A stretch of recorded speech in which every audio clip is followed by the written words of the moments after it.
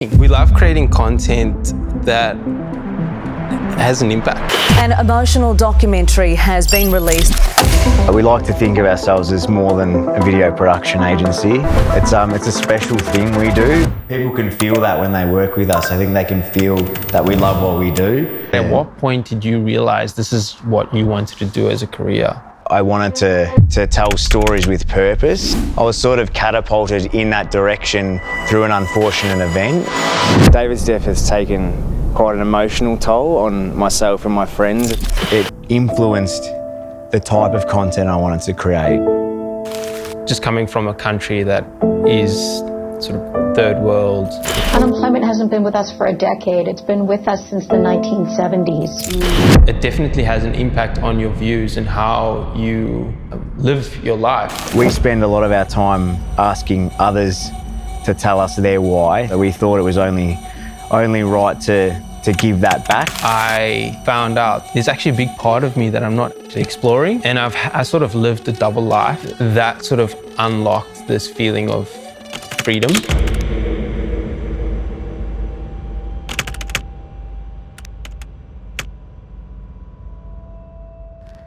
Hey Ty. Hey Vin. How are ya? Yeah, how are ya? How are you, mate?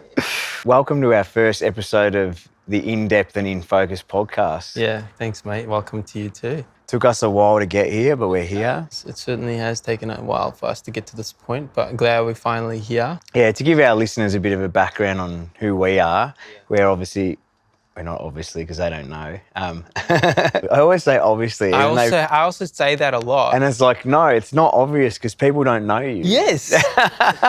Yeah. It's so funny that you do that. Like, I do the exact same thing. Okay, so not obviously. Yes. We are the directors at Third Space Studios, Melbourne-based video production agency with a big focus on storytelling through all types of different videos. Yeah. We work with a bunch of different clients, a lot of...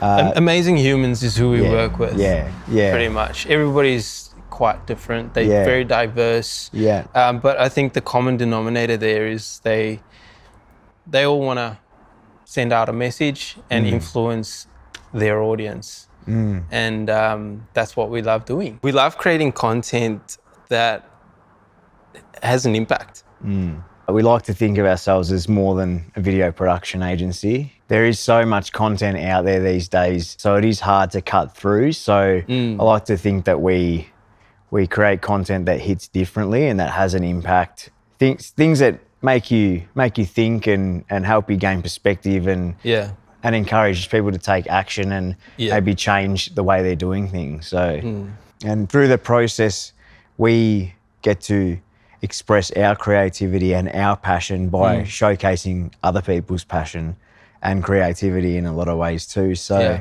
it's a special thing we do. I feel.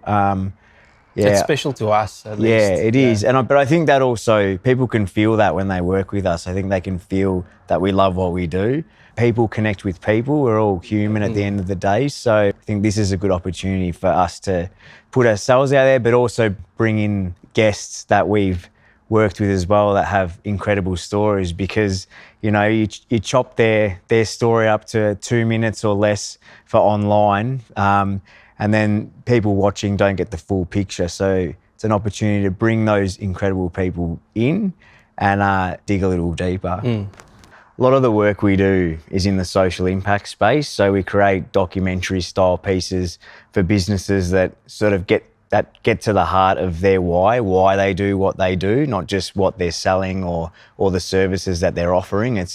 Everyone has a why, so including ourselves, which we will go into today.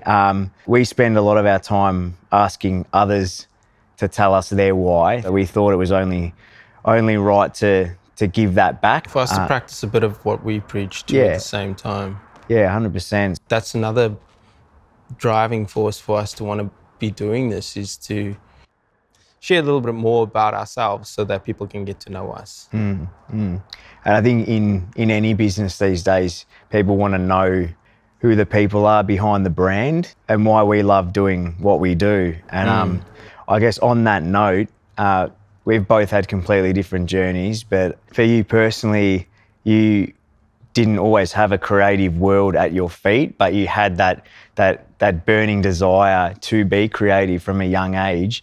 Can you tell me a little bit about that for those listening? Can you tell them a bit about where your creativity all started? Yeah, so I'm born and raised from Cape Town, South Africa. I was 22 when I migrated here, and when I was brought up, I didn't really have the opportunity to explore my creativity. Just coming from a country that is sort of third world, still developing, it's just a very different way of life. You are very much conditioned into getting a really strong education, getting good grades, having high work ethic, and becoming some form of qualified expert in a field, like whether it's an engineer, a doctor, or an accountant. And that is sort of drilled into you from your schooling, and it's just the way society is, or the way society was. So you felt obviously obligated to take a certain path, if you will. Yeah, totally. That's exactly what happened. But at the time, I didn't realize that I was sort of obligated in a way. I just sort of was doing what I thought was the right thing to do. And I felt good doing it at the time. But at the same time, being raised in a country where there's a high unemployment rate and there's a lot of pressure for you to get good grades in order for you to, have a successful job and earn an income one day, that's a lot. That's a lot for someone that's, 14, 15, trying to think what they're going to do when they finish school. Because if you finish school and you don't have a job, you're going to have a problem, like a big problem. And that's your shelter, that's the roof of your head. It definitely has an impact on your views and how you live your life. And for me, because of that, couldn't explore my creativity. I was in love with music. I was in love with photo manipulation. I used to play on Photoshop when I was 14. Like, I absolutely loved it. I didn't have a camera back then. I couldn't afford it. And I used to make beats on my computer, and my computer just wasn't even strong enough to have more than 5 tracks at once. So I really couldn't go anywhere with doing those sort of things. But the passion for being creative and creating something was always there from a young age. And I was only really able to explore that after I had migrated to Australia, and then opportunities and things sort of changed for me. Yeah, Australia is especially Melbourne, where we live, it's like a creative hub. What was it like coming to a place and seeing that you could sort of be free in your creativity? What was that like, and how did you sort of start exploring that? The feeling I got when I was in Melbourne for the first time at the age of 22 was just a feeling of opportunity. There is so much opportunity over here compared to where I came from. And that sort of unlocked this feeling of freedom. Mind you, I just graduated, so I was on the trajectory to become like a chartered accountant. I laugh when I think of it now, but coming here, it just opened up so many doors for me. It changed the way I could view life in general and what I could do with that, with all of this opportunity. So I found out that, wow, there's actually a big part of me that I'm not actually exploring. And I sort of lived a double life throughout my whole career that I had before. And a lot of people that were in my creative world didn't know about this big corporate job that I had before. And a lot of people in the corporate world didn't know about this big creative world that I had. So it was interesting. It was quite a journey for me to go through that. But it started with, music, and I got my qualification in audio engineering, and that led to photography. My wife, who was my girlfriend at the time, bought a camera, and I fell in love with it. I ended up stealing the camera from her, and every time we go on holidays, I was the one taking photos, and that's So yeah, it's a beautiful thing where she sort of birthed this opportunity again for me to explore photography, which led to me going on to doing video and infusing the music with video and moving picture. So yeah, it just evolved over time, and then it's like moving to Australia was unlocking that creative animal inside of me that was just caged for all those years. And here we are. Here we are. Doing what you're doing. So that's sort of how my creative life came into existence. Love if you it. want to say. Love it. I know that you've walked a very different path. I know you have been able to be creative from a very, very young age. Yeah. So I like to say that I've been a storyteller, since I was little. But I believe that, passion and creativity is something that can't be taught. So even though you started your journey differently, you always had that inside you. But before I could even write, I was reciting stories to my mum, and she'd be writing them down for me. Later on, when I was in primary school, I used to handwrite scripts and then have all my friends come over, and my mum would shoot our movies on the old camcorder, and I'd go into primary school and have a big premiere there and show the class my films at the time. So yeah, I love that. That's sort of where it all began. I was always sort of interested in making films, making movies, and then in high school studied media, film and photography, and I'd always be hanging around after school so I could edit my videos on those big bubble Mac computers, Apple computers. So, and I used to just get this thrill, these butterflies inside me when I could stay back and edit my videos. So I was a bit of a media nerd back in school, but then that led me to study broadcast television outside of school, at high school. Once I started studying broadcast television at Box Hill Institute, they offered a placement at Channel 7, and I was one of 4 that got a placement there. So that eventually led me to getting some work through Channel 7, which exposed me to a live news environment.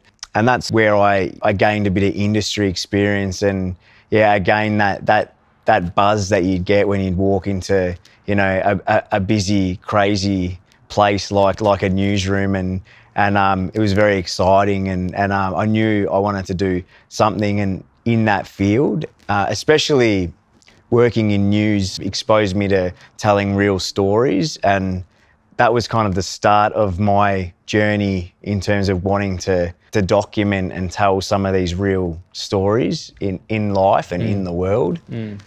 Did you realize this is something I wanted to do? Because my hobbies, which I was passionate about on the side, led to me actually changing the way I think, whereas you were somewhat different. You sort of had this opportunity to maybe live a little bit more free with your choice and what you want to do as a career. But at what point did you realize this is what you wanted to do as a career?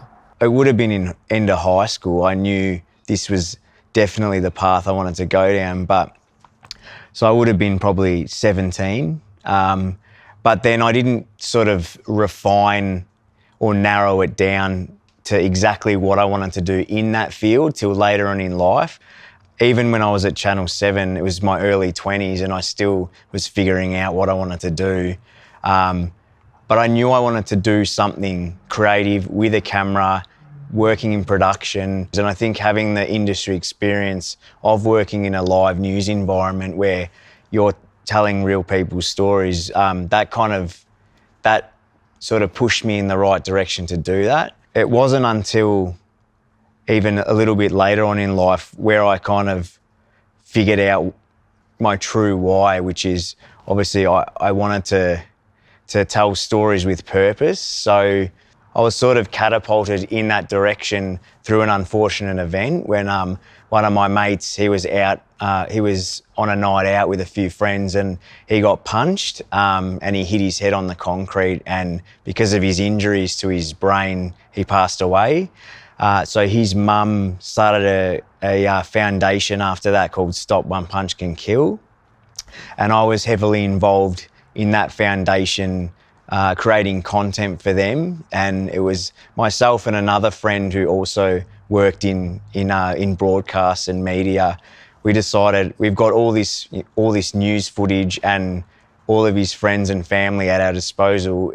Let's create a little documentary and tell his story in the hope that we can educate other young people about violence, about alcohol, about drugs, to maybe think twice in that situation about, you know, what you can do differently and how a split-second decision can destroy lives. So that was sort of the catalyst for me to realise that I can create content with a purpose. And that video went on to be shown in schools and community groups and sporting clubs across Victoria, which sort of solidified the fact to me that I can create purpose-driven content that makes a difference for people, that changes perspectives, that gets people to look at the world in a different way. And I think that's really powerful, to be able to do that through what I love doing. I don't take that for granted, and it's such a powerful thing to be able to do. It influenced the type of content I wanted to create as well. Yeah, that's awesome. I was also influenced heavily by all the work that you did for Stop One Punch, and I remember doing the mix on one of the final videos, and the feeling I got just listening to the same section, because with the mixing, when I'm mixing, I have to listen to the same sections over and over and over again, and every time I heard it, I just felt it on the heartstrings. It just hit me each time. And that moment there made me think, wow, like I want to be a part of this.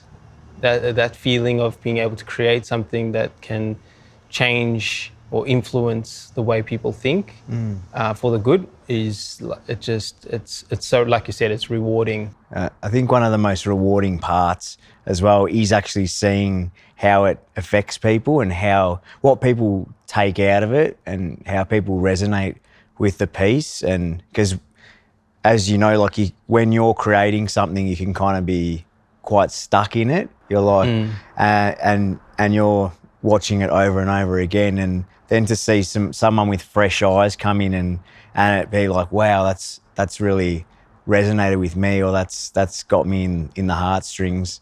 Like, that's really satisfying and rewarding as a video creator as well. So yeah, that's one of our favorite parts. Sharing the project. And hearing and seeing the reactions. And of course, like, a lot of the work we do is in the social impact space, but we don't just do that. We tell stories. We tell all sorts of stories. As you like to say, there's many ways to skin a cat, and there's many ways to tell a story. So I'm gonna stop saying that. No, I like it. But there are many ways to tell a story, and that doesn't have to be, you know, even through dialogue. It can be through a beautiful soundscape, or through some, you know, really picturesque imagery. I think, like, I love creating, love the work, what we do, but I kind of also feel like I don't want to really pigeonhole ourselves into doing one particular thing. We like exploring different things.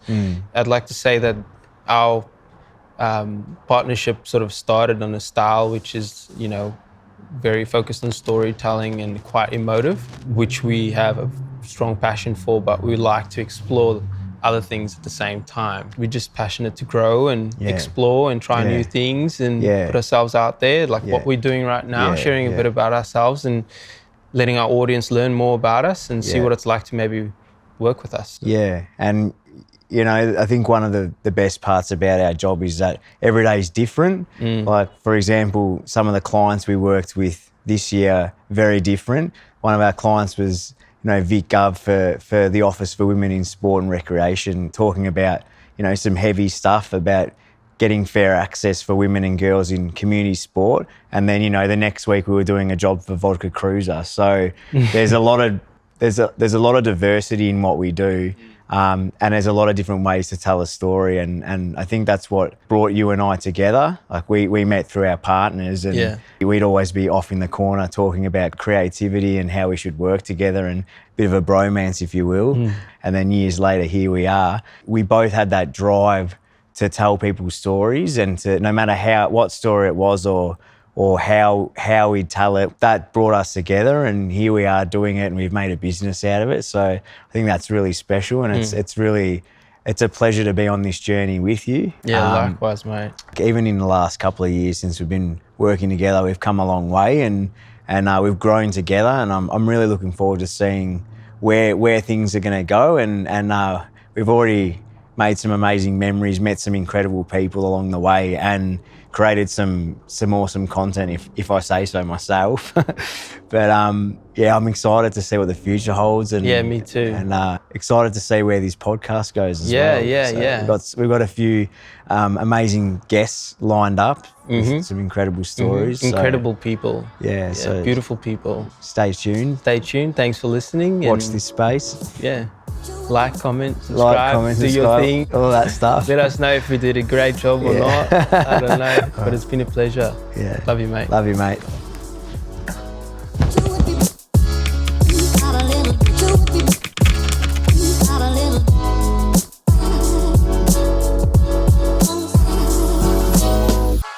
Thanks for listening to In Depth and In Focus. Your support is greatly appreciated.